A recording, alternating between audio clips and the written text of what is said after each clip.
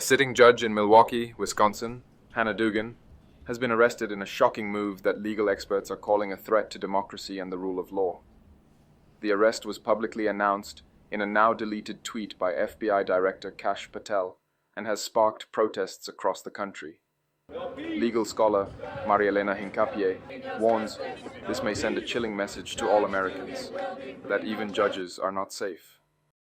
This is a power move by the Trump administration, which sends a message to all Americans that nobody is safe under this administration. Up until now, we've seen a lot of the immigration actions really serving almost like slapping democracy around. This is a stab in the wound of democracy. The arrest raises fears of escalating federal overreach under the Trump administration and sets off alarm bells about due process, judicial independence, and the future of democratic governance in the United Dugan, States. Just like every other law enforcement or officer of the court, should have the right to protect the due process rights of the people who were before her. Obviously, this is now going to go to the courts, but the fact that this Trump administration decided to arrest a sitting judge at the courthouse also escalates the threat that nobody is safe at a courthouse, which means more and more people will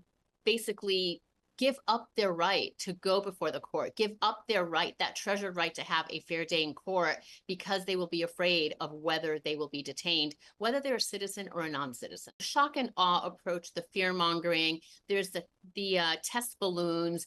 And I think this is part of the Trump administration trying to send a strong message, a bullying message, frankly, to state and local governments that they too are at risk of being detained. So we don't know who the next people on the list will be. Is it a sit-in mayor who has a so-called sanctuary policy in place, or the local sheriff in Asheville, North Carolina, for example, that is trying to keep all of their residents safe, particularly in a community that was devastated by a hurricane, but who the Trump administration has threatened with taking away their FEMA money if they don't rescind that sanctuary policy. And so again, we're seeing a struggle, a power and legal struggle between the federal government under the Trump administration and states and localities, which bring us closer and closer every single day to a constitutional crisis. This administration has already decided to flout judicial orders, to not listen and to not follow decisions by sitting judges at the federal court level. And this latest arrest of a sitting judge sends a chilling effect to all of us who are part of the legal profession.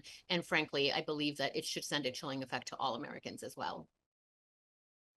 Like every person charged with any crime in the United States of America, while we have due process rights, Judge Dugan also has a due process rights, and part of that is to exercise her constitutional rights, to declare herself not guilty, to exercise the Fifth Amendment. I mean, she will be working with her lawyer and her legal defense team to understand what the charges are and exercise her rights just as any defendant would be.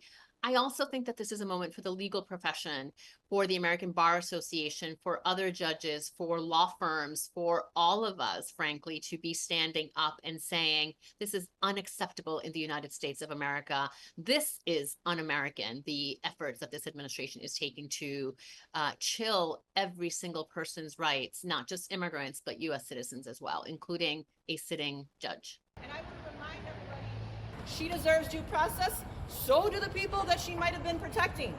Everyone, it's a human right. No peace, no justice, no peace. Let the judge be released, no justice, no peace. Let the judge be released, no justice.